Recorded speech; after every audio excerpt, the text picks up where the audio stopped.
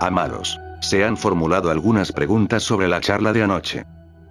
Un amigo ha preguntado, ¿podemos morir plenamente conscientes, pero cómo podemos tener una conciencia plena al nacer? En realidad la muerte y el nacimiento no son dos sucesos, son dos lados de un mismo fenómeno, como las dos caras de una moneda.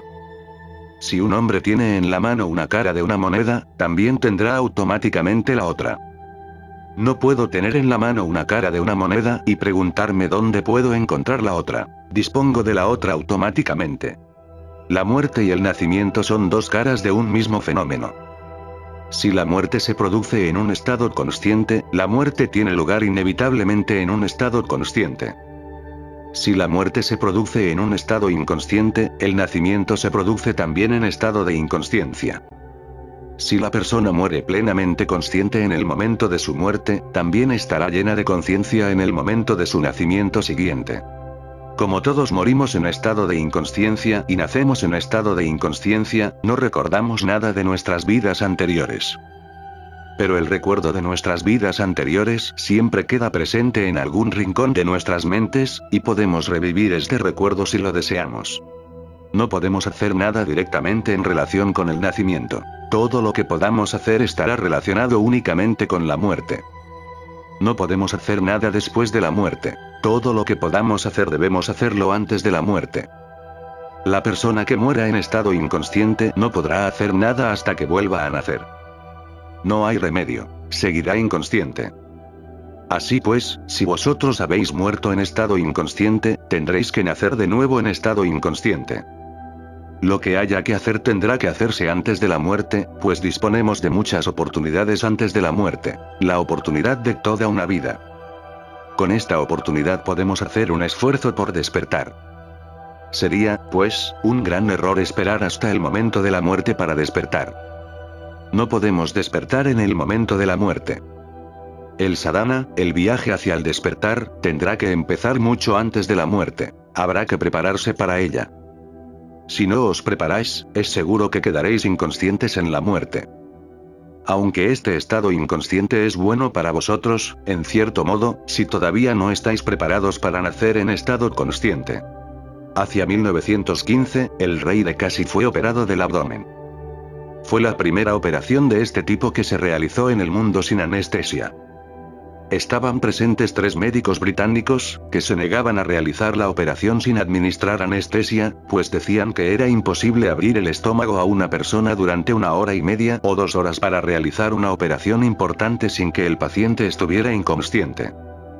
Era peligroso, pues el paciente podía gritar, moverse, saltar o caerse a causa del dolor insoportable. Podía suceder cualquier cosa. Por ello, los médicos no estaban dispuestos a realizar la operación. Pero el rey insistió en que no había de qué preocuparse, siempre que él estuviera en estado de meditación, y afirmaba que era capaz de pasar de 1 hora y media a 2 horas en estado de meditación sin dificultad. No estaba dispuesto a tomar anestesia. Decía que quería que lo operasen estando consciente. Pero los médicos desconfiaban. Creían que era peligroso hacer sufrir tal dolor a una persona consciente. Por fin, como no encontraban otra alternativa, los médicos le pidieron en primer lugar, a modo de experimento, que entrase en estado de meditación. Cuando él estuvo en ese estado, le hicieron un corte en la mano.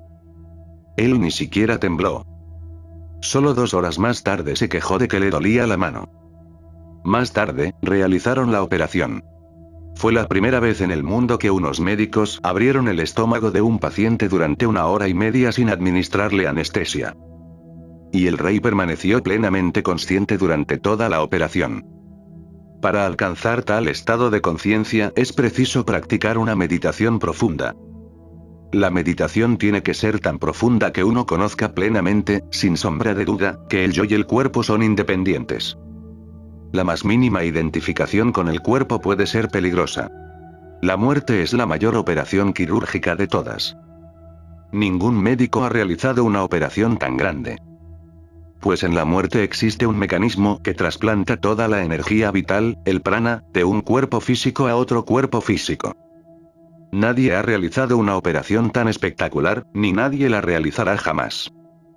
Podemos amputar una parte del cuerpo u otra, o trasplantar una parte en otra, pero en el caso de la muerte hay que tomar toda la energía vital de un cuerpo e introducirla en otro. La naturaleza ha procurado bondadosamente que nos quedemos plenamente inconscientes cuando se produce este fenómeno. Es por nuestro propio bien. Quizás no fuésemos capaces de soportar tanto dolor. Es posible que el motivo por el que nos quedamos inconscientes es que el dolor de la muerte es insoportable. Nos interesa quedarnos inconscientes. La naturaleza no nos permite recordar el paso por la muerte.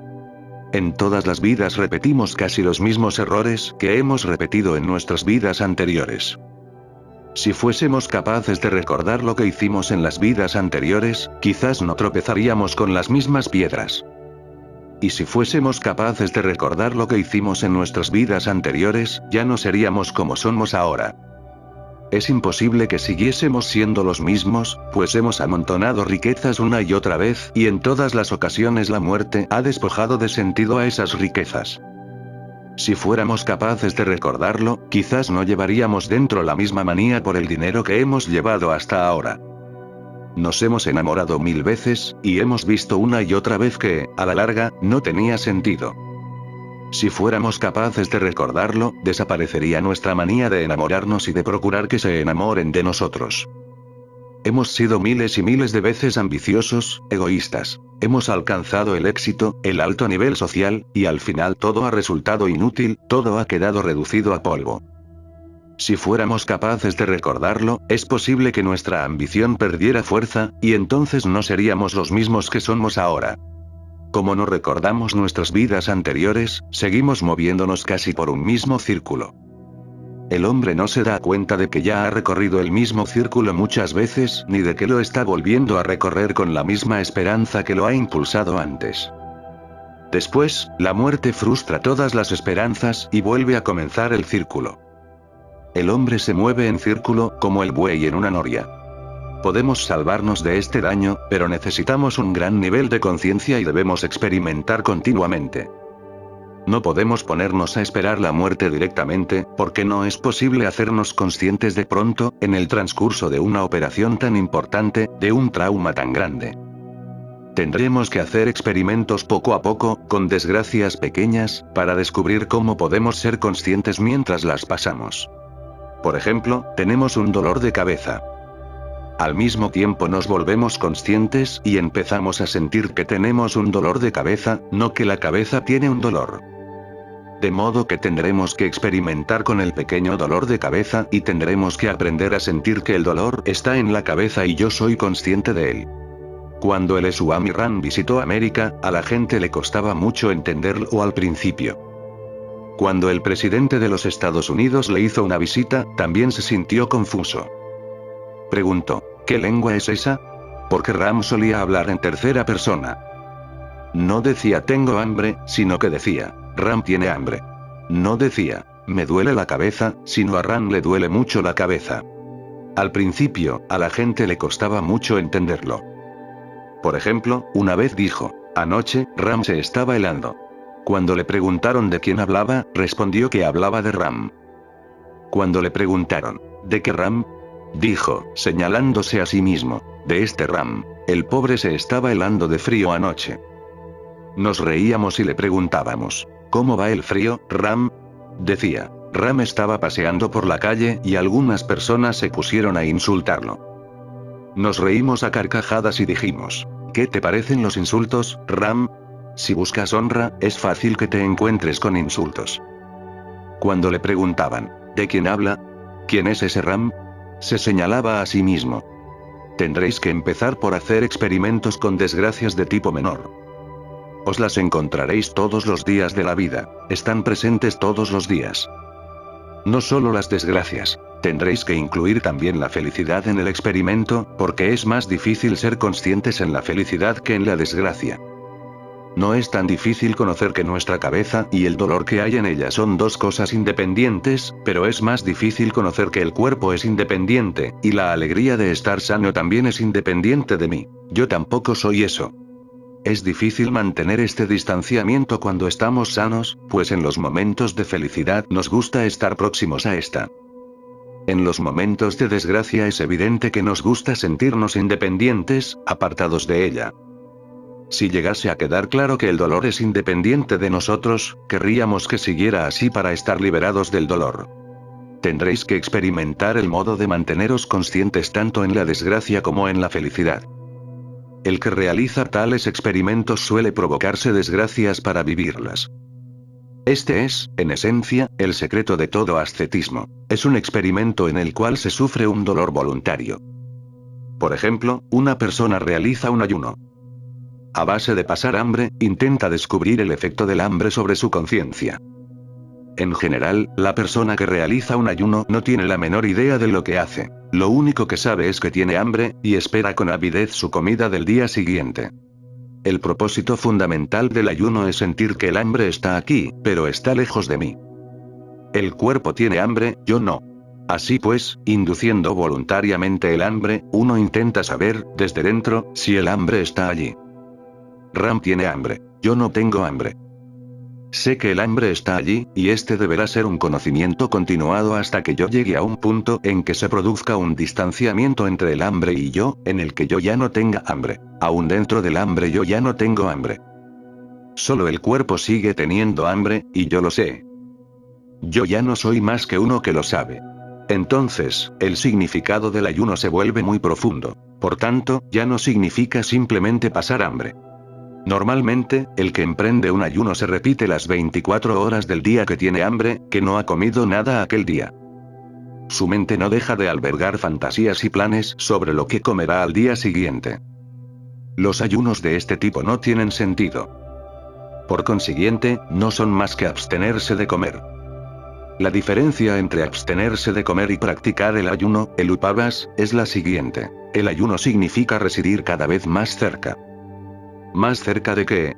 Significa acercarse al yo produciendo un distanciamiento del cuerpo. La palabra upavas no significa abstenerse de comer. Upavas significa residir cada vez más cerca. ¿Más cerca de qué? Significa residir más cerca del yo, residir más cerca del yo y más lejos del cuerpo. También es posible que una persona coma pero se mantenga en el estado de ayuno.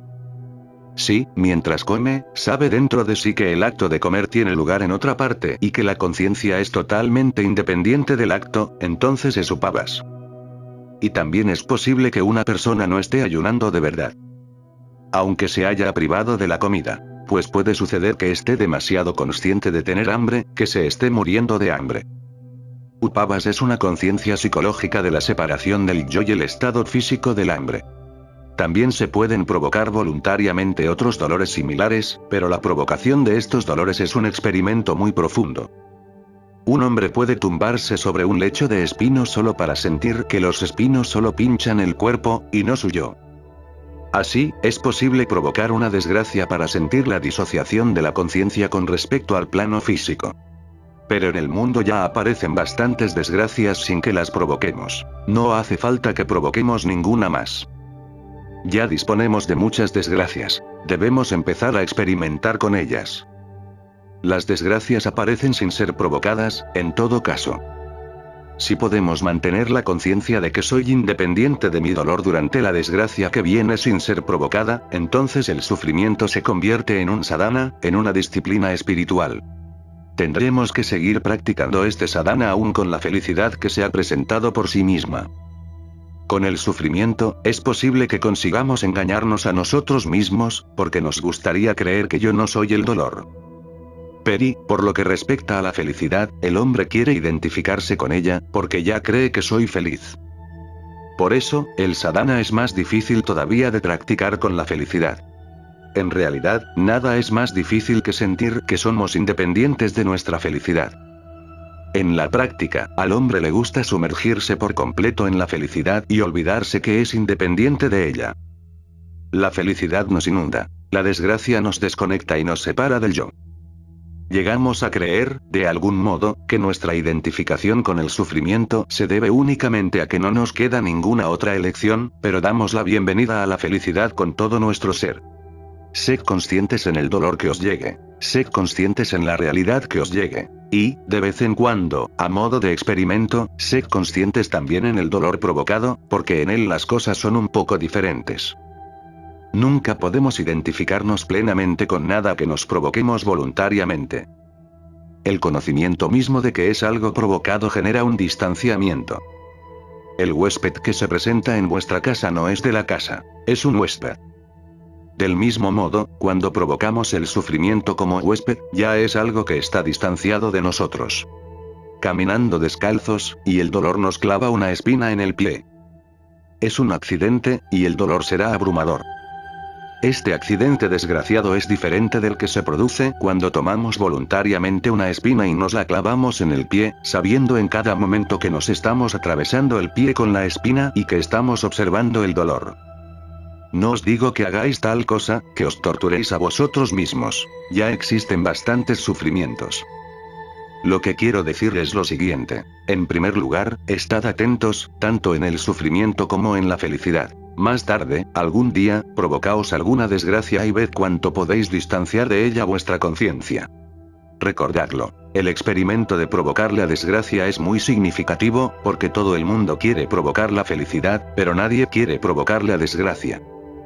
Y lo interesante es que la desgracia que no deseamos viene por sí misma, y que la felicidad que buscamos no llega nunca. Aun cuando llega por casualidad, se queda fuera de nuestra puerta. La felicidad a la que llamamos no llega nunca, mientras que la felicidad que no pedimos nunca entra en casa por sí sola. Cuando una persona hace acopio de la fuerza suficiente para provocarse la desgracia, eso quiere decir que es tan feliz que puede provocarse una desgracia. Es tan bienaventurado que no le resulta difícil provocarse una desgracia. Ahora puede pedir a la desgracia que venga y que se quede. Pero este no es un experimento muy profundo. Mientras no estemos preparados para emprender tal experimento, debemos intentar ser conscientes de todo sufrimiento que nos llegue por sí mismo. Si nos hacemos más y más conscientes cada vez que nos crucemos con la desgracia, haremos acopio de la capacidad suficiente para mantenernos conscientes incluso cuando nos llegue la muerte. En ese momento la naturaleza nos permitirá que permanezcamos despiertos también en la muerte. La naturaleza sabe que si el hombre es capaz de permanecer consciente en el dolor, también puede mantenerse consciente en la muerte. Nadie es capaz de mantenerse consciente en la muerte sin preparación, sin haber vivido una experiencia previa de ese tipo. Hace algunos años murió un hombre llamado P.D. Ouspensky. Era un gran matemático ruso. Es la única persona que ha realizado en este siglo una amplia serie de experimentos relacionados con la muerte. 3 meses antes de morir cayó gravemente enfermo. Los médicos le recomendaron que guardase cama, pero, a pesar de ello, realizó un trabajo tan increíble que resulta inimaginable. No dormía por las noches, viajaba, caminaba, corría, siempre estaba moviéndose. Los médicos estaban escandalizados. Le decían que necesitaba descanso absoluto. Ouspensky reunió a su lado a todos sus amigos íntimos, pero no les dijo nada. Los amigos que convivieron con él en sus 3 últimos meses de vida, dijeron más tarde que habían visto por primera vez, ante sus propios ojos, a un hombre que aceptaba la muerte en estado consciente. Le preguntaron por qué no seguía los consejos de los médicos. Ouspensky respondió: quiero conocer el dolor de todo tipo, no sea que el dolor de la muerte sea tan grande que me deje inconsciente. Quiero pasar por todos los dolores antes de la muerte, para adquirir una resistencia que me permita estar completamente consciente cuando llegue la muerte. De modo que, durante 3 meses, realizó un esfuerzo ejemplar por pasar todo tipo de dolores. Sus amigos han dejado escrito que cuando los más sanos y fuertes se cansaban, Ouspensky seguía en actividad. Los médicos insistían en que necesitaba reposo absoluto, pues de lo contrario podía sufrir grandes daños, pero él no hacía caso. La noche en que murió Ouspensky, no dejaba de pasearse por su habitación. Los médicos que lo examinaron anunciaron que sus piernas ya no tenían la fuerza necesaria para andar. Pero él siguió caminando toda la noche. Decía: quiero morir caminando, pues si muero sentado puedo quedarme inconsciente, o si muero dormido puedo quedarme inconsciente. Mientras caminaba, decía a sus amigos: un poco más, 10 pasos más, y todo habrá terminado. Me estoy hundiendo, pero seguiré caminando hasta que haya dado mi último paso. Quiero seguir haciendo algo hasta el final. De lo contrario, la muerte podrá encontrarme desprevenido. Podría relajarle y quedarme dormido, y no quiero que me pase esto en el momento de la muerte. Ouspensky murió mientras daba su último paso. Muy pocas personas en el mundo han muerto así, andando. Cayó andando, es decir, que solo cayó al suelo cuando se produjo su muerte. Mientras daba su último paso, decía, este es mi último paso. Ahora estoy a punto de caer. Pero antes de marcharme quiero deciros que he soltado mi cuerpo hace mucho tiempo.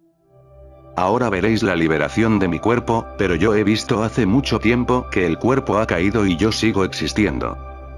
Ahora solo caerá el cuerpo, yo no puedo caer de ninguna manera. En el momento de su muerte, sus amigos vieron una especie de luz en sus ojos. Se hizo visible una paz, una alegría y un resplandor que se dejan ver cuando alguien está en el umbral del otro mundo. Pero uno debe prepararse para esto, debe practicar una preparación continua. Cuando una persona se prepara plenamente, la muerte se convierte en una experiencia maravillosa. No existe otro fenómeno tan valioso como este, pues lo que se revela en el momento de la muerte no se puede conocer de ninguna otra manera. Entonces, la muerte parece una amiga, pues solo cuando acontece la muerte, y no antes, podemos conocer que somos un organismo vivo. Recordadlo. Cuanto más oscura es la noche, más brillan las estrellas. Cuando las nubes son oscuras, el rayo destaca sobre ellas como un hilo de plata. Del mismo modo, el centro mismo de la vida se manifiesta con toda su gloria cuando la muerte en su plenitud nos rodea por todas partes, y no antes.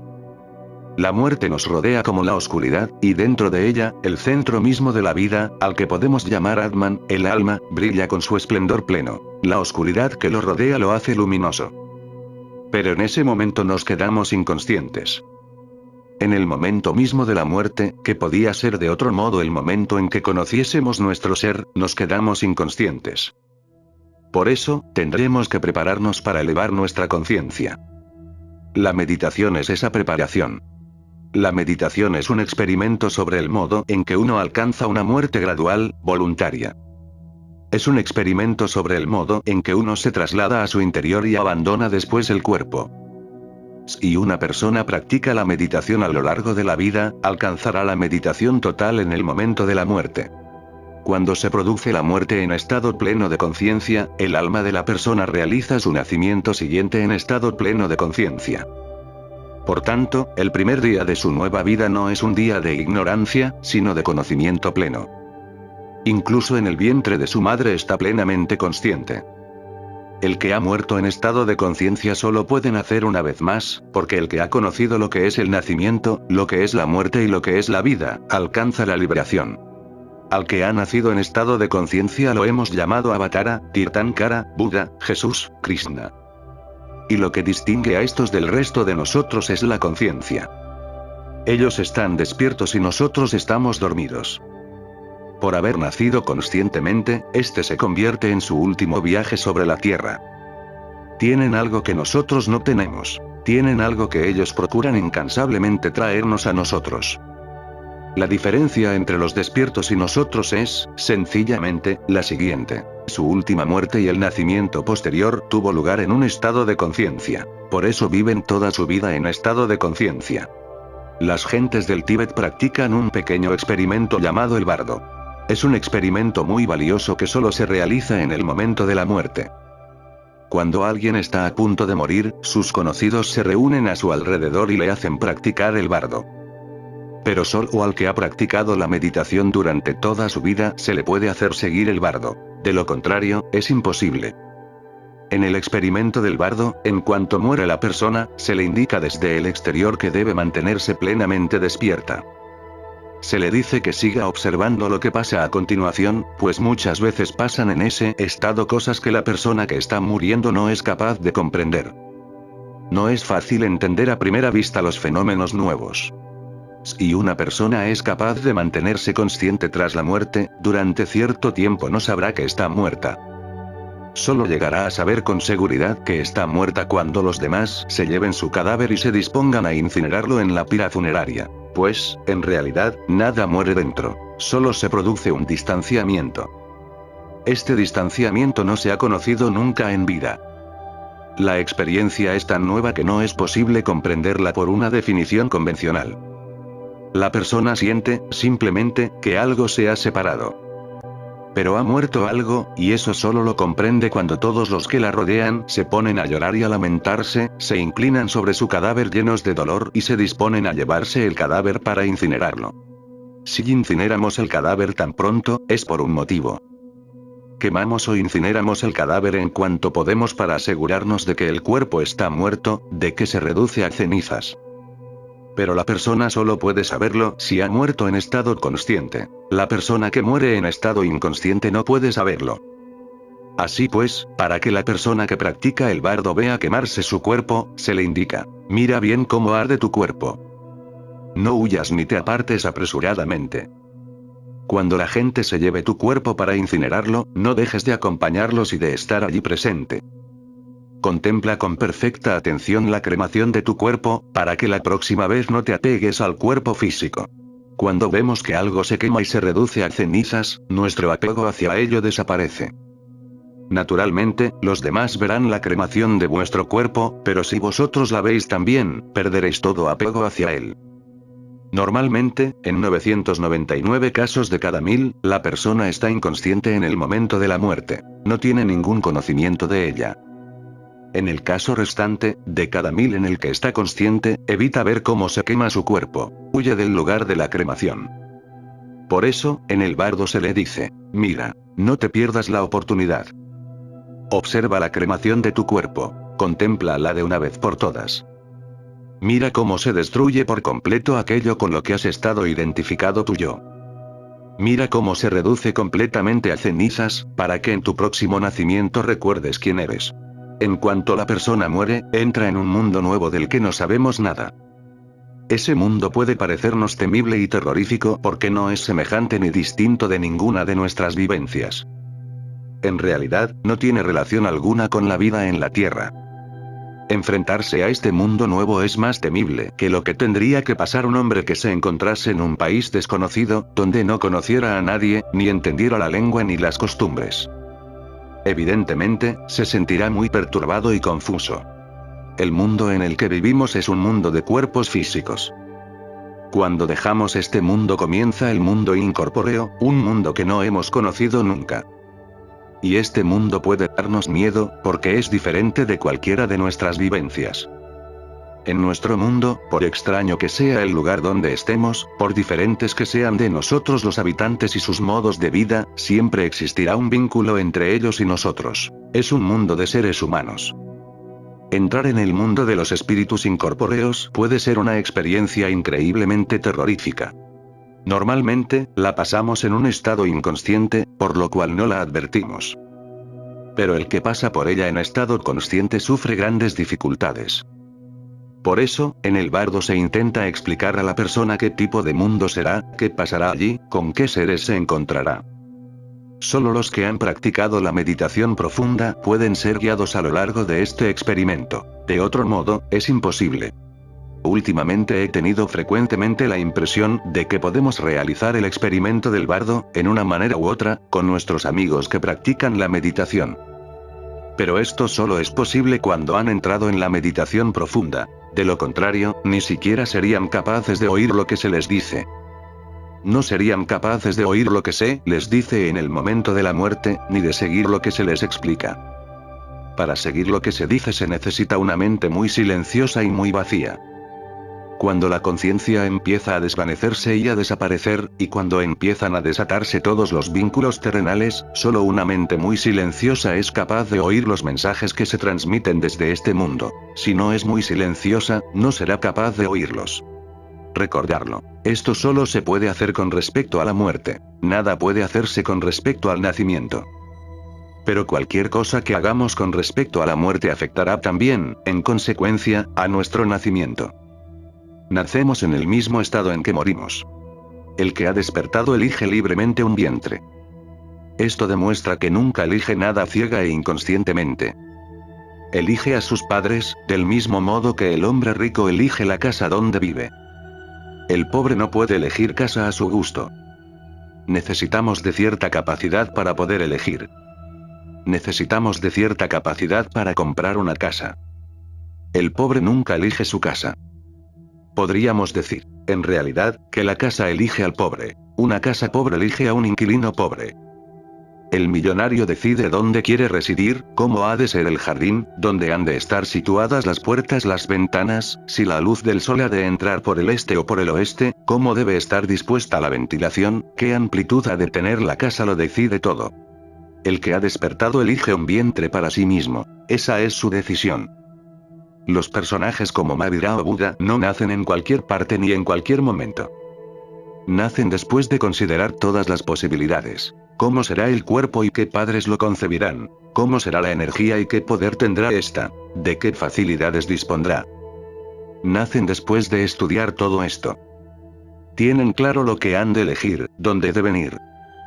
Desde el día en que nacen viven la vida que han elegido.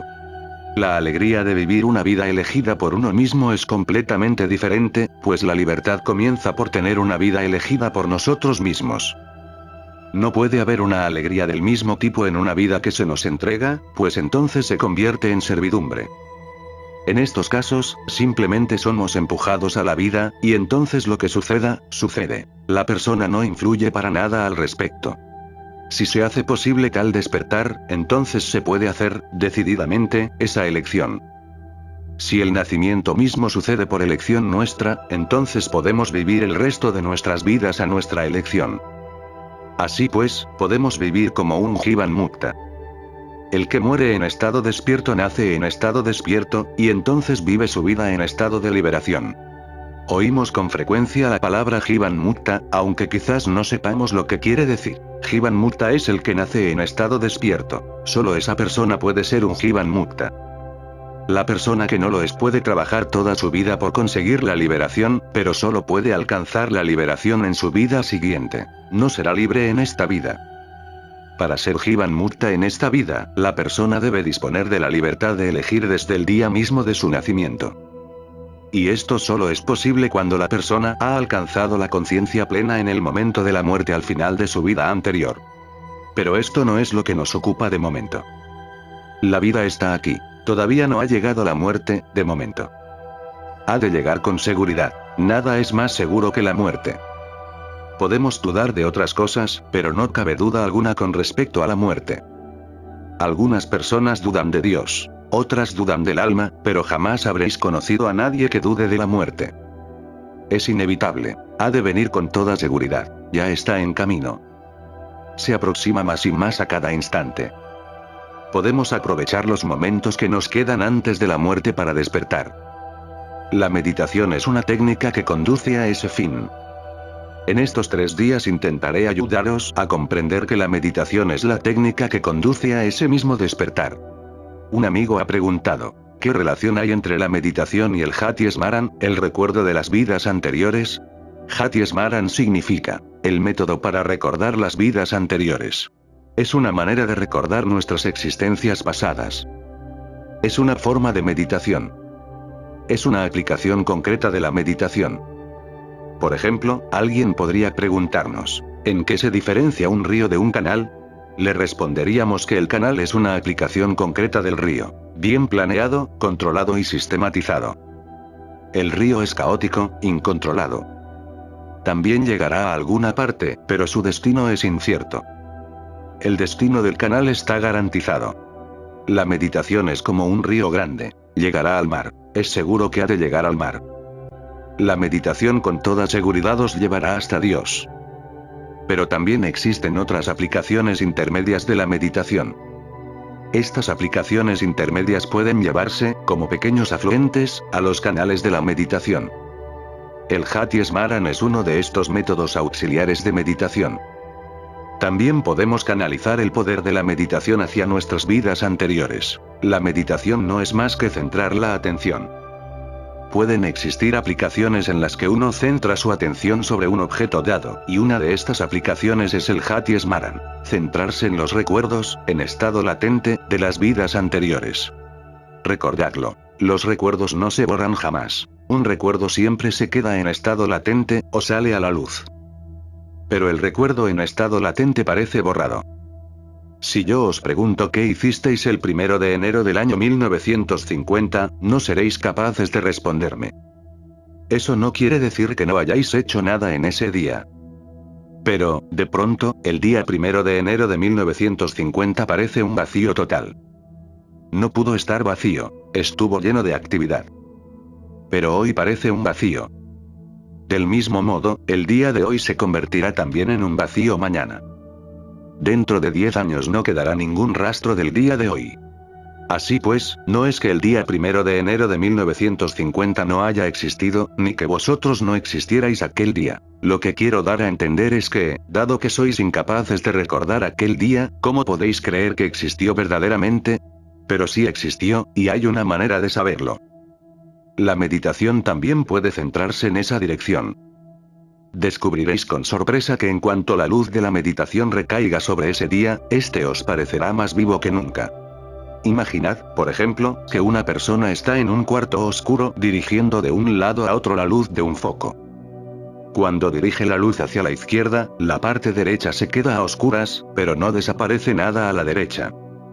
Cuando dirige la luz hacia la derecha, la parte derecha cobra vida de nuevo, pero la parte izquierda queda oculta en la oscuridad. La meditación tiene un centro de enfoque, y si queremos canalizarla en una dirección concreta debemos utilizarla como un foco.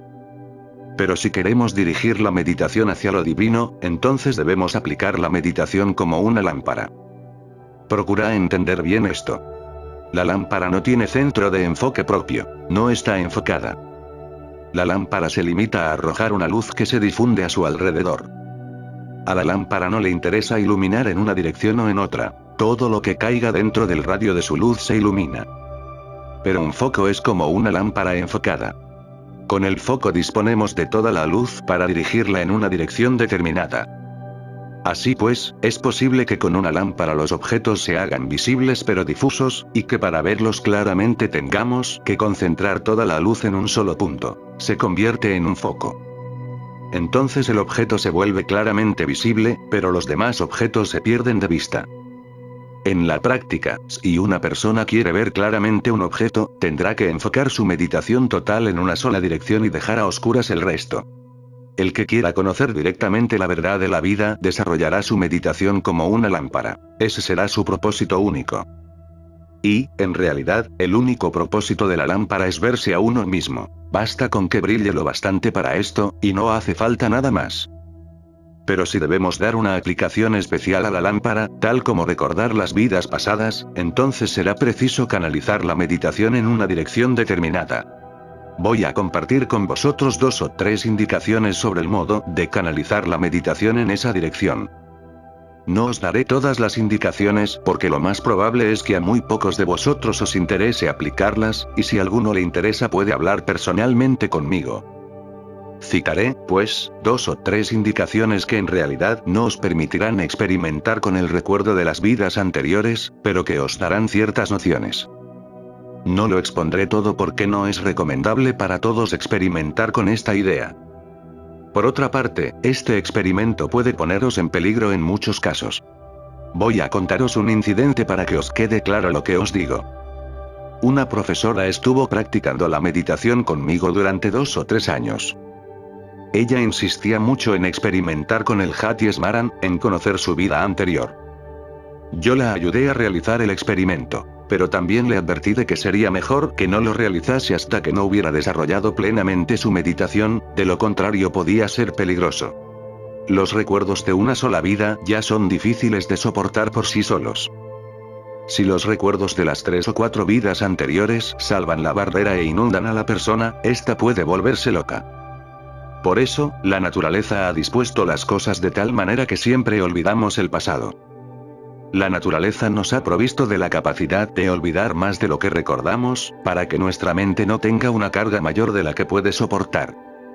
La carga mayor solo se puede soportar cuando ha aumentado la capacidad de nuestra mente, y si el peso de estos recuerdos recae sobre nosotros antes de haber aumentado esta capacidad, entonces empiezan los problemas. Pero ella insistía. No tenía en cuenta mis consejos y emprendió el experimento.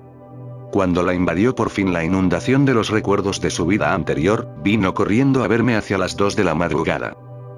Estaba hecha un lío, estaba muy angustiada. Me dijo, esto tiene que parar de alguna manera. No quiero ver nunca ese aspecto de las cosas. Pero no es tan fácil detener la marea de los recuerdos cuando se ha desbordado. Es muy difícil cerrar la puerta cuando la han tirado abajo. La puerta no solo se abre, sino que se rompe. Aquello duró unos 15 días. Solo al cabo de ese tiempo cesó la oleada de recuerdos. ¿Cuál era el problema? Aquella señora solía afirmar que era muy piadosa, que era una mujer de virtud impecable. Cuando se encontró con el recuerdo de su vida anterior, en la que había sido una prostituta, y cuando empezaron a salir a la luz las escenas de su prostitución, todo su ser se estremeció. Toda su moralidad sobre su vida presente se trastornó. En las revelaciones de este tipo, no es como si las visiones pertenecieran a otro. La misma mujer que pasaba por casta se veía a sí misma como una prostituta. Suele suceder que las personas que se han prostituido en una vida anterior se vuelven profundamente virtuosas en la vida siguiente. Es una reacción ante el sufrimiento de la vida anterior. Es el recuerdo del dolor y del daño de la vida anterior lo que la convierte en una mujer muy casta. Suele suceder que las personas que fueron pecadoras en vidas anteriores se vuelven religiosas en esta vida. Por eso, existe una relación bastante profunda entre los pecadores y los religiosos. Suele producirse una reacción de este tipo, y ello se debe a que lo que llegamos a conocer nos hace daño y, por ello, nos pasamos al extremo opuesto. El péndulo de nuestra mente no deja de moverse hacia el lado opuesto. En cuanto el péndulo llega a la izquierda, oscila de nuevo hacia la derecha. Apenas ha tocado la derecha cuando vuelve a oscilar hacia la izquierda. Cuando veáis que el péndulo de un reloj se mueve hacia la izquierda, no dudéis de que está acopiando la energía suficiente para volver a dirigirse hacia la derecha. Llegará a desplazarse hacia la derecha tanto como se desplazó hacia la izquierda. Del mismo modo suele suceder en la vida. La persona virtuosa se convierte en pecadora, y el pecador se vuelve virtuoso. Esto es muy corriente. Estas oscilaciones se producen en las vidas de todos. No creáis que es regla general que el que ha llegado a la santidad en esta vida ha debido de ser también un santo en su vida anterior. No necesariamente es así. Lo que se cumple necesariamente es exactamente lo contrario. Está cargado del dolor de lo que tuvo que pasar en su vida anterior y ha girado en el sentido opuesto. He oído contar lo siguiente. Una vez vivía un religioso ante la casa de una prostituta. Ambos murieron el mismo día. Pero el alma de la prostituta había de subir al cielo, y la del religioso había de bajar al infierno. Los emisarios que habían llegado para llevárselos estaban muy desconcertados. No dejaban de preguntarse, ¿qué ha pasado? ¿Es un error? ¿Por qué debemos llevar al religioso al infierno? ¿No era un religioso? El más sabio de ellos dijo, era un religioso, en efecto, pero envidiaba a la prostituta. Siempre pensaba en las fiestas que organizaba en su casa y en los placeres que se disfrutaban allí. Las notas de la música que llegaban hasta su casa lo afectaban en lo más hondo. Ningún admirador de la prostituta que la contemplase sentado ante ella se conmovía tanto como él, que escuchaba los sonidos que salían de la casa de ella, las notas de los cascabeles que ella se ponía en los tobillos para bailar. Toda su atención estaba centrada en aquel lugar. Aun cuando adoraba a Dios, tenía atentos los oídos a los sonidos que salían de casa de ella. ¿Y la prostituta? Mientras languidecía en el pozo de la desgracia, siempre se preguntaba por las bienaventuranzas desconocidas en que vivía el religioso. Cuando lo veía cargado de flores para el culto de la mañana, ella se preguntaba, ¿cuándo seré digna de llevar flores para el culto del templo? Soy tan impura que apenas tengo valor para entrar siquiera en el templo. El humo del incienso, el brillo de las lámparas, los sonidos del culto, arrebataban a la prostituta y la hacían caer en una especie de meditación, de lo que no era capaz el religioso. La prostituta siempre soñaba con la vida del religioso, y el religioso siempre anhelaba los placeres de la prostituta. Sus intereses y sus actitudes, tan diferentes, tan opuestos entre sí, habían cambiado por completo. Esto suele suceder, y estos hechos siguen ciertas leyes. Así pues, cuando a aquella profesora le llegó el recuerdo de su vida anterior, le dolió mucho.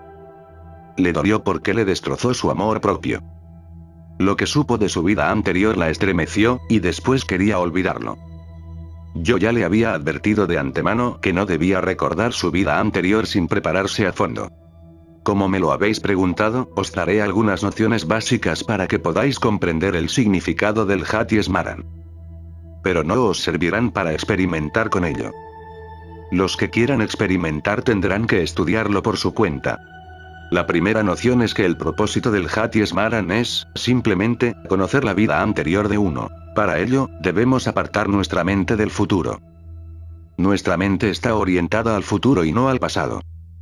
Normalmente, nuestra mente está centrada en el futuro. Se desplaza hacia el futuro. La corriente de nuestros pensamientos está orientada hacia el futuro, y si nuestra mente está orientada hacia el futuro y no hacia el pasado es por el bien de la vida. ¿Por qué preocuparse del pasado? Se fue, se acabó, y lo que nos interesa es lo que ha de venir. Por eso preguntamos constantemente a los astrólogos lo que nos reserva el porvenir. Nos interesa descubrir lo que va a pasar en el futuro. El que quiere recordar el pasado tiene que renunciar, por completo, a todo interés por el futuro. Pues en cuanto el foco de la mente se centra en el futuro, en cuanto la corriente de los pensamientos ha empezado a dirigirse hacia el futuro, ya no es posible hacerla volver hacia el pasado. Así pues, lo primero que hay que hacer es romper por completo con el futuro durante algunos meses, durante un periodo de tiempo determinado. La persona tiene que decidirse a no pensar en el futuro durante 6 meses. Si se le presenta un pensamiento relacionado con el futuro, se limitará a saludarlo y a soltarlo. No se identificará con ninguna idea de futuro ni se dejará llevar por ella. Lo primero es, pues, pensar durante 6 meses que no hay futuro y fluir hacia el pasado. Y así, en cuanto se suelta el futuro, la corriente de los pensamientos fluye hacia el pasado. Para comenzar tenéis que retroceder en esta vida. No es posible regresar enseguida a una vida anterior. Y existen técnicas para retroceder en esta vida. Por ejemplo, como dije antes, ¿no recordáis lo que hicisteis el día 1 de enero de 1950? Existe una técnica para descubrirlo. Si entráis en la meditación que os he indicado, al cabo de 10 minutos, cuando la meditación se haya hecho más profunda, cuando el cuerpo esté relajado, la respiración esté relajada, la mente esté tranquila, entonces dejad que lo único que os quede en la mente sea la pregunta: ¿qué pasó el 1 de enero de 1950? Dejad que toda vuestra mente se centre en eso. Si esa es la única nota que resuena en vuestra mente, al cabo de varios días veréis de pronto que se levanta un telón. Aparece el día 1 de enero, y empezáis a vivir de nuevo todos y cada uno de los hechos de aquel día, desde la salida del sol hasta la noche. Y veréis el 1 de enero con mucho más detalle del que pudisteis ver realmente en aquel día concreto, porque aquel día quizás no estabais tan conscientes. De modo que debéis empezar por hacer experimentos de regresión en esta vida actual. Es muy fácil hacer regresiones hasta la edad de 5 años. Se vuelve muy difícil llegar antes de esta edad. Y, en general, no podemos recordar lo que sucedió antes de los 5 años de edad. Es el límite máximo que podemos alcanzar. Algunas personas pueden recordar hasta su 3er año de vida. Pero más allá se vuelve extremadamente difícil. Se levanta como una barrera ante la entrada y todo se bloquea. La persona que adquiere la capacidad de evocar será capaz de despertar plenamente el recuerdo de cualquier día a partir de sus 5 años de edad. El recuerdo empieza a revivir por completo. Después, hay que ponerlo a prueba. Por ejemplo, anotad en un papel los hechos de hoy y guardadlo bajo llave. Años más tarde, recordad el día, leed la nota y comparad con ella vuestro recuerdo. Descubriréis con asombro que habéis sido capaces de evocar más cosas de las que habías anotado en el papel. Los sucesos volverán a vuestra memoria con toda seguridad. El Buda ha llamado a esto Alaya Vigyan. Hay un rincón de nuestras mentes al que el Buda ha llamado Alaya Vigyan. Alaya Vigyan significa el almacén de la conciencia. Así como nosotros guardamos todos nuestros trastos en el sótano de la casa, existe un almacén de la conciencia donde se recogen los recuerdos. Todo se guarda en él, nacimiento tras nacimiento. Nada se retira nunca de allí, porque el hombre no sabe nunca cuándo puede necesitar esas cosas. El cuerpo físico cambia, pero en nuestra existencia continuada ese almacén sigue existiendo, sigue con nosotros. Nunca sabemos cuándo podemos necesitarlo. Y sea lo que hayamos hecho en nuestras vidas, lo que hayamos visto, conocido, vivido, todo ello se almacena allí. El que es capaz de recordar hasta la edad de 5 años puede llegar más allá de tal edad. No es demasiado difícil. La naturaleza del experimento será la misma. Más allá de los 5 años hay otra puerta que os conducirá hasta el punto de vuestro nacimiento, hasta el momento en que aparecisteis sobre la Tierra. Entonces nos encontramos con otra dificultad, porque los recuerdos de nuestra estancia en el vientre materno tampoco desaparecen nunca.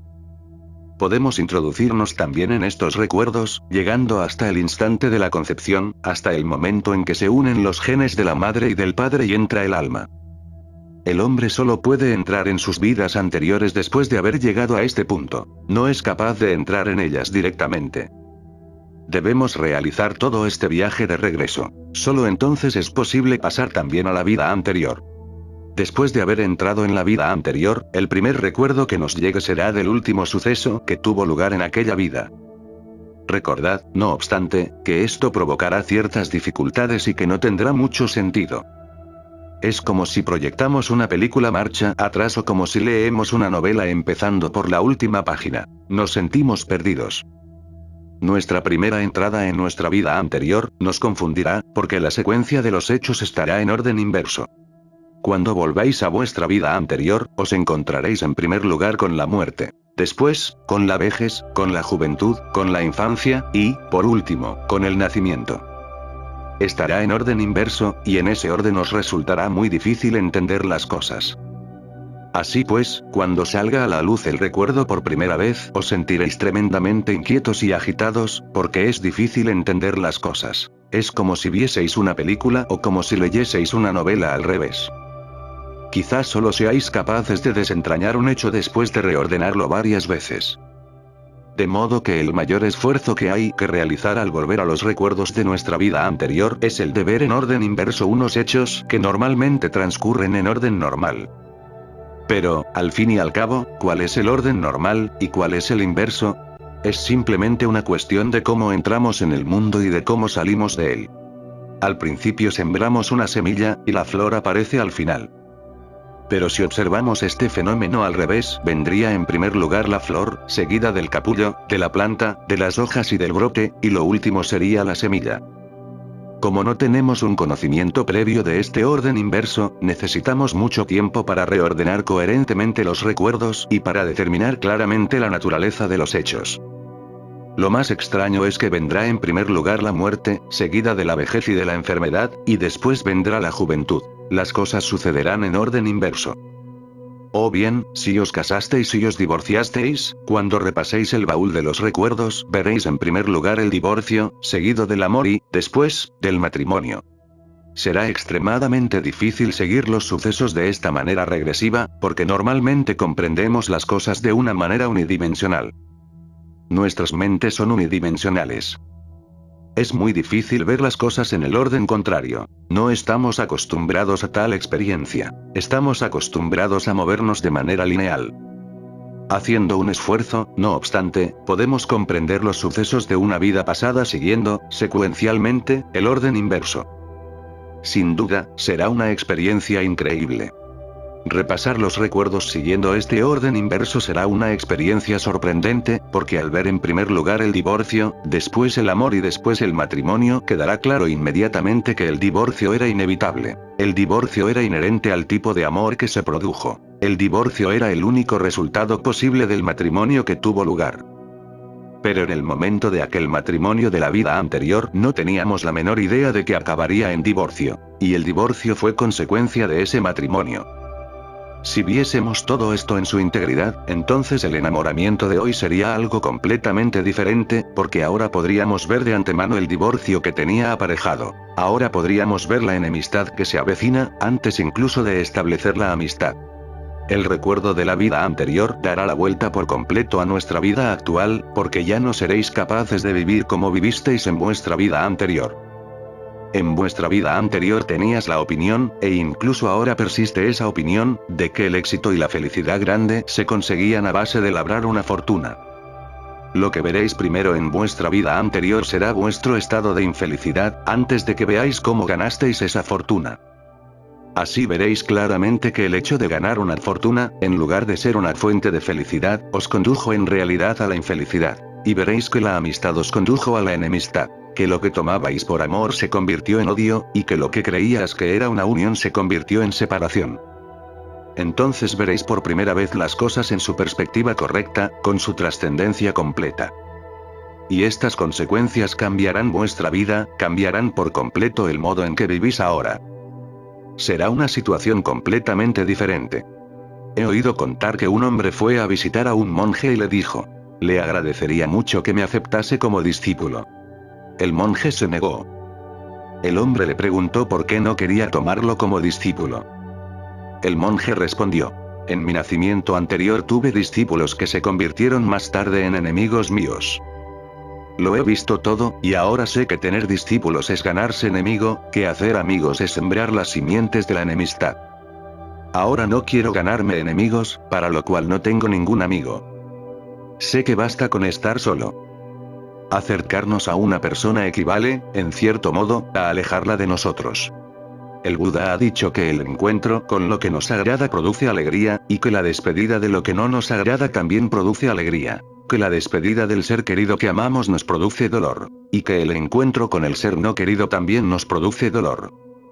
Así se creía y así se entendía. Pero más tarde llegamos a comprender que aquel al que llamamos el ser querido puede convertirse en el ser no querido, y que aquel al que considerábamos el ser no querido puede convertirse en el ser querido. Así, con la evocación de los recuerdos pasados, las situaciones existentes cambiarán radicalmente. Se verán desde un punto de vista completamente diferente.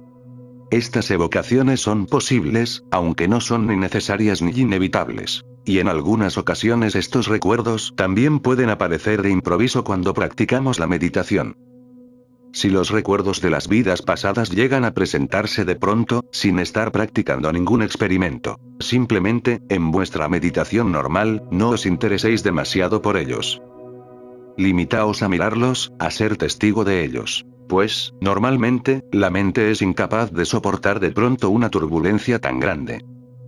Si uno intenta aguantarla, corre el claro peligro de volverse loco. Una vez me trajeron a una niña que tenía unos 11 años y que, inesperadamente, había recordado 3 de sus vidas anteriores. No había experimentado con nada, pero a veces se producen errores. Este fue un error por parte de la naturaleza, y no una bendición que ésta otorgase a la niña. De algún modo, la naturaleza se había equivocado en su caso. Es como si alguien tuviera 3 ojos o 4 brazos. Es un error. 4 brazos serían mucho más débiles que 2 brazos. 4 brazos no podrían funcionar tan bien como 2. El cuerpo con 4 brazos sería más débil, no más fuerte. De modo que la niña, de 11 años, recordaba 3 vidas anteriores, y su caso se estudió mucho. En su última vida anterior había vivido a unos 130 kilómetros de donde yo vivo ahora, y en aquella vida había muerto a los 60 años de edad. Las personas con las que vivió entonces viven ahora en mi ciudad, y ella los reconocía a todos. Entre una multitud de millares de personas, fue capaz de reconocer a sus antiguos parientes, a su propio hermano, a sus hijas, a sus nietos, a sus hijas y a sus yernos. Fue capaz de reconocer a sus parientes lejanos y a contar muchas cosas de ellos que ellos mismos habían olvidado. Su hermano mayor vive todavía. Tiene en la frente la cicatriz de una herida pequeña. Yo pregunté a la niña si sabía algo acerca de aquella cicatriz. La niña se rió y dijo: ni siquiera mi hermano lo sabe. Que él te diga cuándo y cómo se hizo aquella herida. El hermano no era capaz de recordar cuándo se había hecho la herida. Dijo que no tenía la menor idea. La niña dijo: el día de su boda, mi hermano se cayó del caballo del cortejo nupcial. Tenía entonces 10 años. Los ancianos del pueblo confirmaron el relato, pues recordaban que, en efecto, el hermano se había caído del caballo. Y el hombre no recordaba aquel suceso. La niña mostró también un tesoro que había enterrado en la casa en la que había vivido en su vida anterior.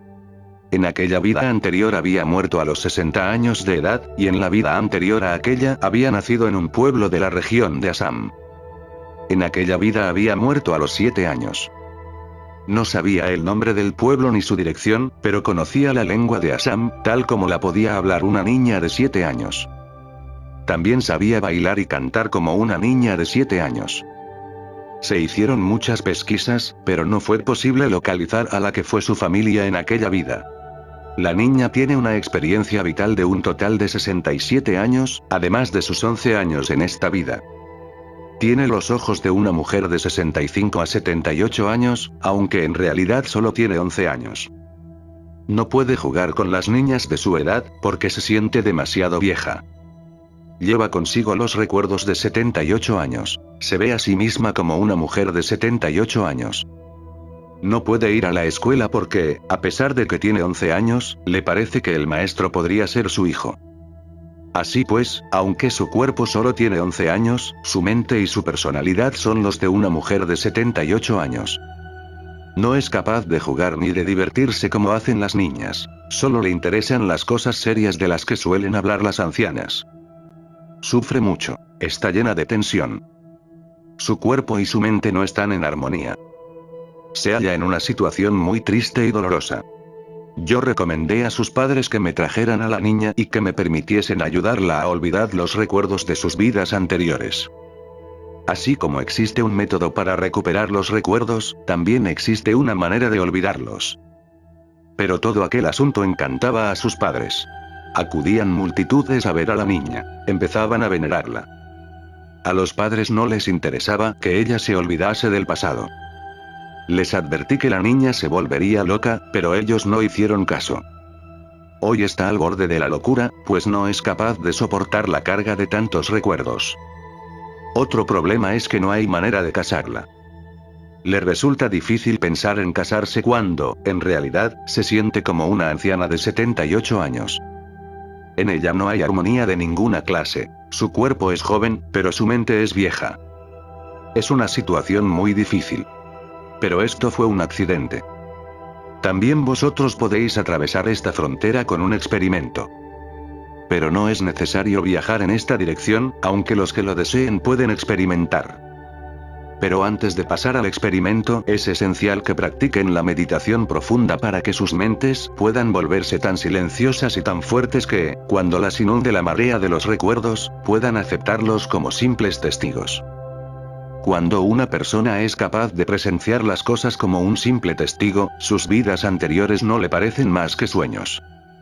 Entonces no lo atormentan los recuerdos. No significan para él nada más que los sueños. Cuando uno consigue evocar las vidas anteriores y le empiezan a parecer como sueños, también su vida actual comienza a parecerle inmediatamente un sueño. Los que han llamado Maya a este mundo no lo han hecho simplemente para defender una doctrina filosófica. Detrás de ello se encuentra el Hati Smaran, el recuerdo de las vidas anteriores.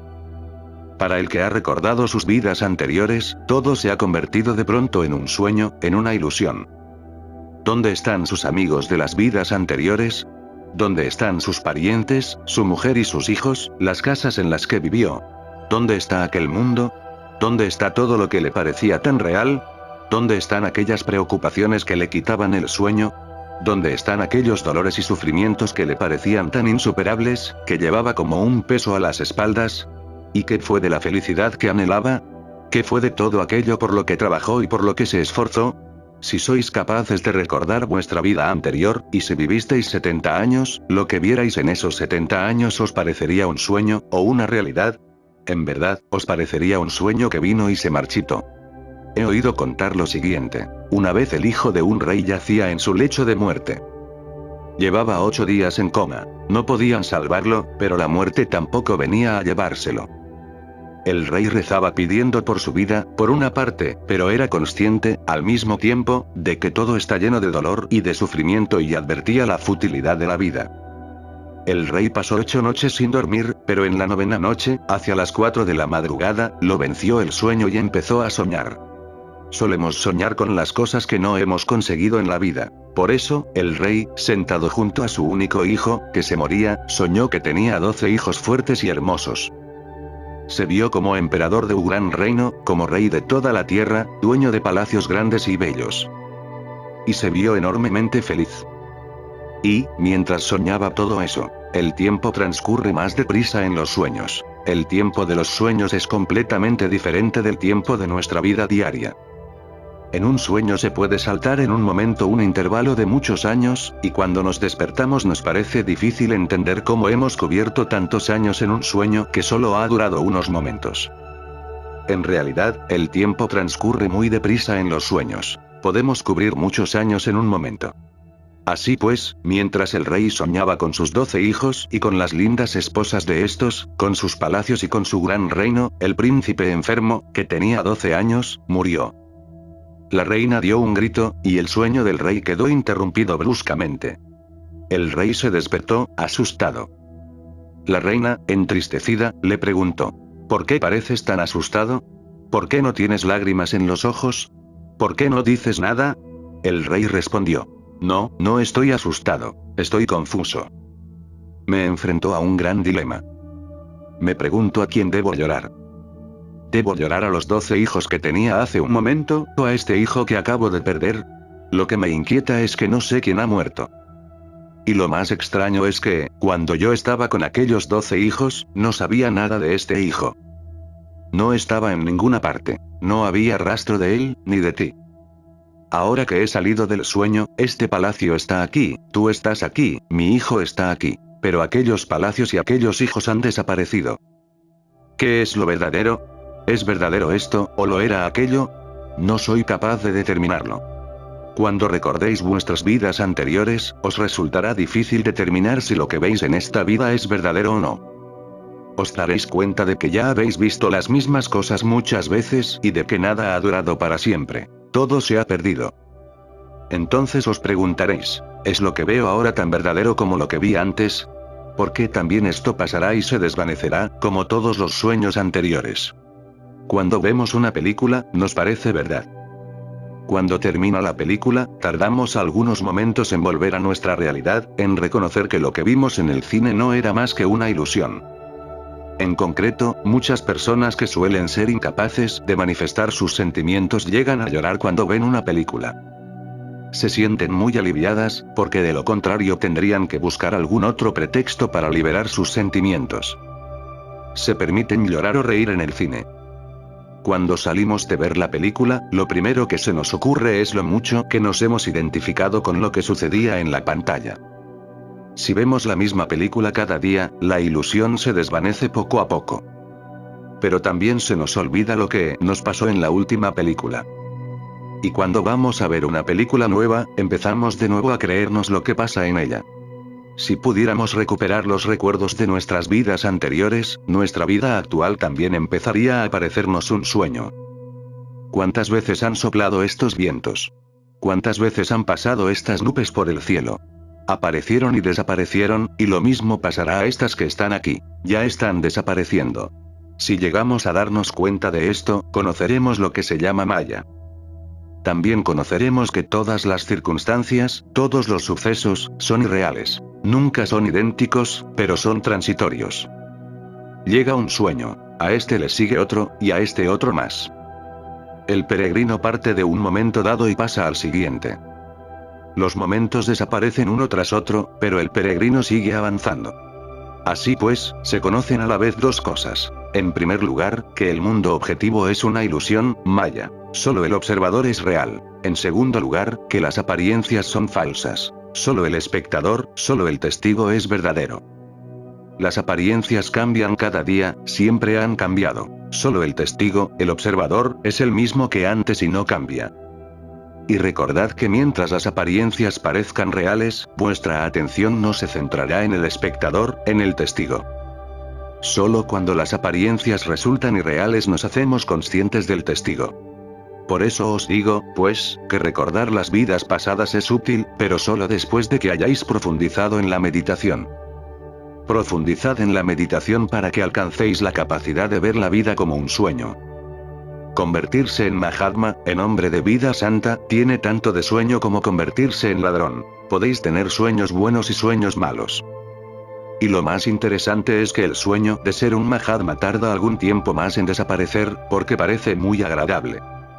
Así, el sueño de ser un Mahatma es más peligroso que el sueño de ser un ladrón.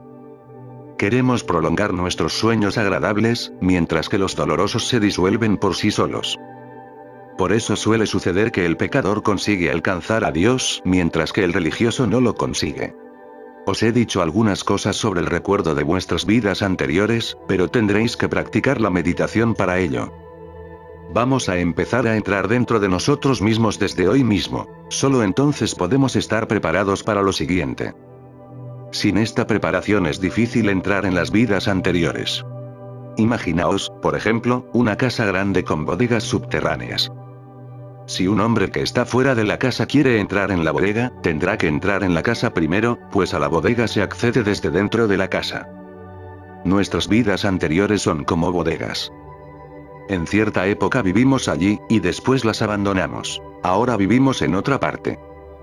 Pero ahora estamos en el exterior de la casa. Para desvelar los recuerdos de las vidas anteriores tenemos que entrar en la casa. Esto no tiene nada de difícil, de incómodo ni de peligroso. Otro amigo ha preguntado. Un amigo mío, que es yogi, afirma que en su vida anterior fue un gorrión. ¿Es posible esto? Es posible que en transcurso de su evolución una persona haya sido un animal en una ocasión, pero no puede nacer de nuevo como animal. En el proceso de la evolución no podemos retroceder. Es imposible el retroceso. Es posible avanzar desde la forma del nacimiento anterior, pero no es posible retroceder desde una forma avanzada de nacimiento. En este mundo no se vuelve atrás. No hay posibilidad de ello. Solo hay dos caminos. O avanzamos, o nos quedamos donde estamos. No podemos retroceder. Es como cuando un escolar aprueba el primer grado y pasa al segundo grado. Pero, si suspende, se queda en el primer grado. Del mismo modo, si suspende el segundo grado podemos dejarlo allí, pero de ninguna manera podemos llevarlo de nuevo al primer grado. Nosotros podemos quedarnos en una especie durante mucho tiempo o avanzar a la especie siguiente, pero no podemos retroceder a una especie inferior a la que estábamos. Es posible, verdaderamente, que una persona haya sido antes un animal o un pájaro. Debe haberlo sido. Pero es otra cosa saber cuánto tiempo pasó en aquella especie. Si profundizamos en nuestras vidas anteriores, seremos capaces de evocar las especies por las que hemos pasado hasta ahora.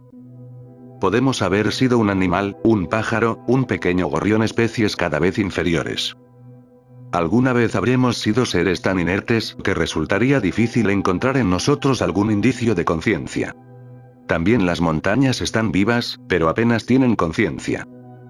Son inertes en un 99% y solo tienen un 1% de conciencia. Cuando va evolucionando la vida, crece la conciencia y decrece el componente inerte. La divinidad es un 100% de conciencia. La diferencia entre divinidad y materia es una cuestión de porcentajes. La diferencia entre la divinidad y la materia es una cuestión de cantidad y no de calidad. Por eso, la materia puede llegar a convertirse en Dios. No es extraño ni difícil aceptar que un ser humano haya podido ser un animal en su vida anterior. Lo verdaderamente sorprendente es que, a pesar de ser humano, nos comportemos como animales. No tiene nada de sorprendente que en alguna vida anterior todos hayamos sido animales, pero aún siendo humanos nuestro nivel de conciencia puede ser tan bajo que podemos parecer humanos solo a nivel físico. Si observamos nuestras tendencias parece que, aunque ya no somos animales, tampoco nos hemos convertido todavía en seres humanos. Parece que nos hemos quedado atascados en un punto intermedio.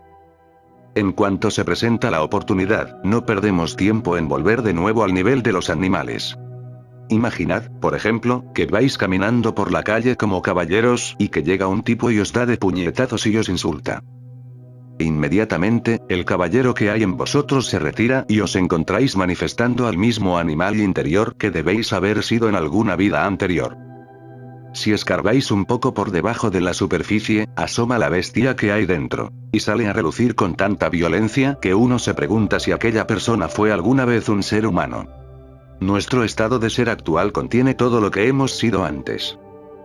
Existen estratos y estratos de todos los estados que hemos atravesado en el pasado.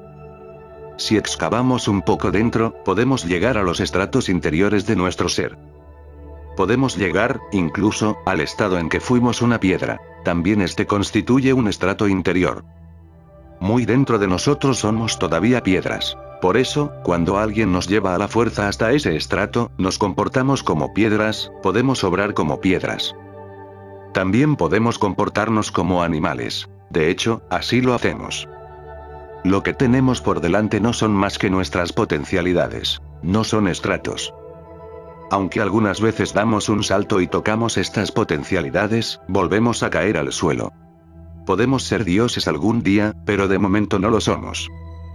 Tenemos la potencialidad de volvernos divinos, pero lo que somos ahora está compuesto de lo que hemos sido en el pasado. Hay, pues, dos cosas. Si excavamos dentro de nosotros, nos encontramos con nuestros diversos estados pasados del ser. Y si somos arrastrados hacia adelante en la cadena de los nacimientos, conocemos los estados que tenemos por delante.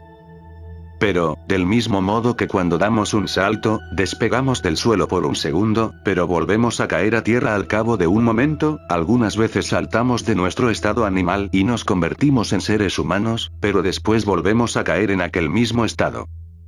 Si lo observáis con cuidado, veréis que en un período de 24 horas solo somos verdaderos seres humanos de vez en cuando y en momentos determinados. Y todo esto lo sabemos demasiado bien. Debéis de haber observado a los mendigos. Siempre van a pedir por la mañana. Nunca van al caer la tarde, porque es casi imposible que al caer la tarde alguien siga siendo un ser humano. El mendigo espera que la persona sea un poco humana por la mañana, cuando se haya levantado descansada tras un buen sueño, fresca y alegre. No espera ninguna caridad al caer la tarde, porque sabe lo que ha tenido que pasar la persona a lo largo del día. La oficina, el mercado, los tumultos y las manifestaciones, los periódicos y los políticos. Todo ello lo ha trastornado, necesariamente. Todo ha debido agravar y activar los estratos animales que tiene dentro. Al caer la tarde, el hombre está cansado. Se ha convertido en una bestia. Por eso, en los cabarets veis a bestias que manifiestan tendencias bestiales. El hombre, cansado de ser humano durante todo el día, tiene ansia de alcohol, de ruido, de juego, de bailes, de espectáculos eróticos. Quiere estar entre otras bestias. Los cabarets prestan sus servicios al animal que hay dentro del hombre. Por eso, las mañanas son más adecuadas para practicar la oración. Por eso, la tarde es menos propicia para ello. En todos los templos suenan las campanas por la mañana. Por la noche se abren las puertas de los cabarets, de los casinos, de los espectáculos. Las prostitutas no pueden recibir clientes por la mañana. Solo reciben a sus clientes de noche. Después de un duro día de trabajo, el hombre se convierte en animal. Por eso, el mundo de la noche es diferente al mundo del día. La mezquita llama a la oración por la mañana, y el templo hace sonar sus campanas por la mañana. Existe cierta esperanza de que el hombre, recién despierto por la mañana, se vuelva hacia Dios. Hay menos esperanza de que le pase esto a un hombre que está cansado, al anochecer. Por el mismo motivo, existen grandes esperanzas de que los niños se vuelvan hacia Dios, pero hay menos esperanza para los viejos. Están en el crepúsculo de sus vidas. La vida ya ha debido de quitarles todo. Por eso, debemos emprender el viaje en cuanto podamos, tan de mañana como podamos. Ya caerá la tarde por sí misma. Pero si ya hemos emprendido el viaje por la mañana, es más probable que, al caer la tarde, también nos encontremos en el templo. Nuestro amigo tiene razón, pues, al preguntarse si es posible que una persona haya podido ser un animal o un ave en su vida anterior. Pero lo que debemos procurar es no seguir siendo pájaros ni bestias en esta vida. Antes de pasar a la meditación, vamos a comprender algunas cosas. En primer lugar, debéis dejaros llevar completamente. Si os retraéis aunque solo sea un poco, eso será un obstáculo para la meditación. Dejaos llevar como si estuvieseis muertos, como si os hubieseis muerto de verdad. Hay que aceptar la muerte como si ya hubiera llegado, como si hubiera muerto todo lo demás y nos estuviésemos hundiendo cada vez más hondo, dentro de nosotros. Ahora solo sobrevivirá lo que sobrevive siempre. Soltaremos todo lo demás que pueda morir. Por eso he dicho que este es un experimento con la muerte. Este experimento tiene 3 partes. La primera es la relajación del cuerpo, la segunda es la relajación de la respiración, la tercera es la relajación del pensamiento. El cuerpo, la respiración y el pensamiento. Hay que soltar lentamente los 3. Os ruego que os separéis los unos de los otros. Es posible que alguien se caiga. Por eso, separaos un poco unos de otros. Retrasaos un poco o avanzad un poco, pero procurad no sentaros demasiado cerca unos de otros. De lo contrario, tendrías que estar siempre pendientes de no caeros encima de alguien. Cuando el cuerpo se queda suelto, puede caer hacia adelante o hacia atrás. Nunca se sabe. Solo podéis estar seguros de ello mientras lo sujetáis. Cuando dejéis de sujetar vuestro cuerpo, este se caerá automáticamente. Cuando aflojéis vuestra sujeción desde dentro, ¿quién sujetará el cuerpo? Lo normal es que se caiga. Y si no dejáis de preocuparos de evitar que se caiga, os quedaréis donde estáis. No seréis capaces de entrar en la meditación. Así, cuando vuestro cuerpo esté a punto de caer, consideradlo como una bendición. Dejadlo enseguida. No lo sujetéis, pues si lo sujetáis os impediréis a vosotros mismos pasar hacia adentro. Y no os enfadéis si alguien se cae sobre vosotros. Dejadlo. Si alguien recuesta su cabeza sobre vuestro regazo durante algún tiempo, dejadlo. No os molestéis. Ahora, cerrad los ojos. Cerradlos suavemente. Relajad el cuerpo. Dejadlo completamente suelto, como si no hubiera vida en él. Retirad toda la energía de vuestro cuerpo. Llevadla dentro. Cuando la energía se retire dentro, el cuerpo quedará suelto. Ahora empezaré a haceros sugerencias de que el cuerpo se está quedando suelto, de que nos estamos quedando en silencio. Sentid cómo se queda suelto el cuerpo. Soltadlo. Pasad dentro, como una persona que entra en su casa. Pasad dentro, entrad. El cuerpo se está relajando, soltadlo por completo, dejadlo sin vida, como si estuviera muerto. El cuerpo se está relajando, el cuerpo se ha relajado, el cuerpo se ha relajado por completo. Doy por supuesto que habéis relajado por completo vuestro cuerpo, que habéis soltado la sujeción a la que lo tenías sometido. Si el cuerpo se cae, que así sea. Si se inclina hacia adelante, dejad que se incline. Que lo que tenga que suceder, suceda. Vosotros, relajaos. Comprobad que no estáis sujetando nada. Asomaos dentro de vosotros para aseguraros de que no estáis sujetando vuestro cuerpo. Debéis ser capaces de deciros, no estoy sujetando nada. Me he dejado llevar por completo.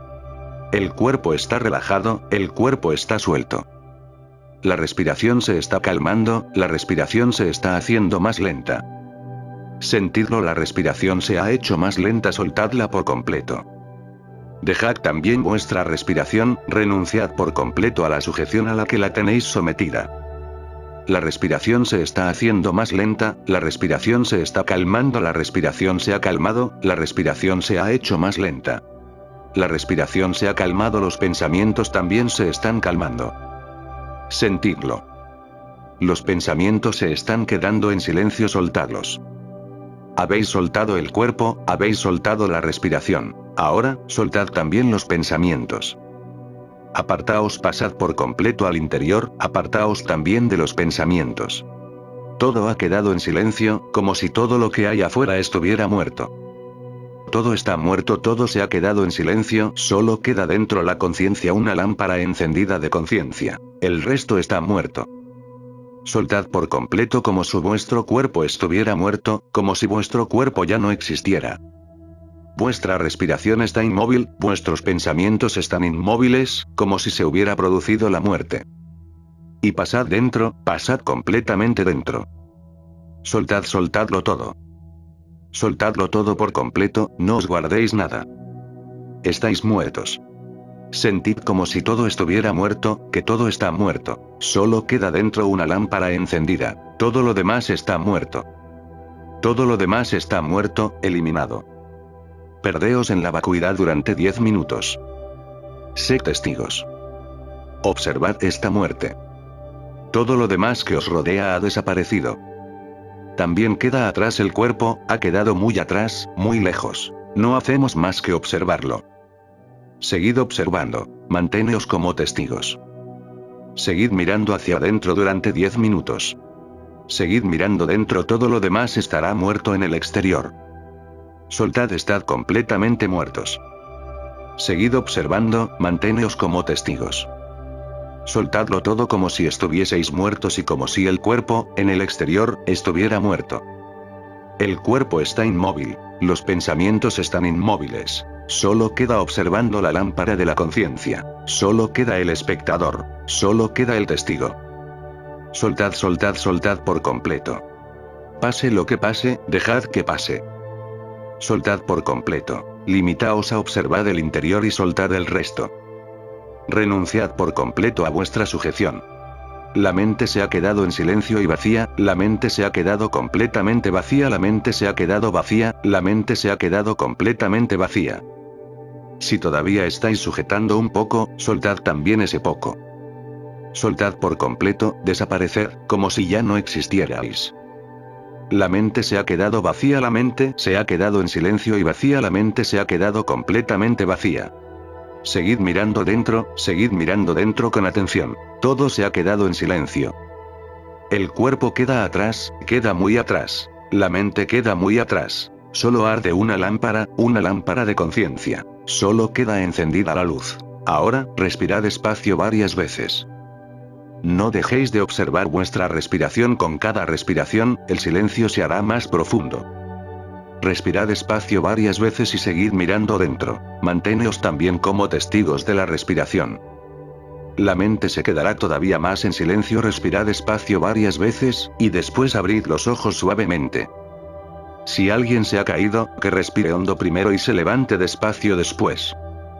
No os apresuréis si sois incapaces de levantaros. No os apresuréis si os resulta difícil abrir los ojos. Respirad hondo primero, y después abrid los ojos despacio. Levantaos muy suavemente. No hagáis ningún movimiento brusco, ni al levantaros ni al abrir los ojos. Nuestra sesión matutina de meditación ha terminado.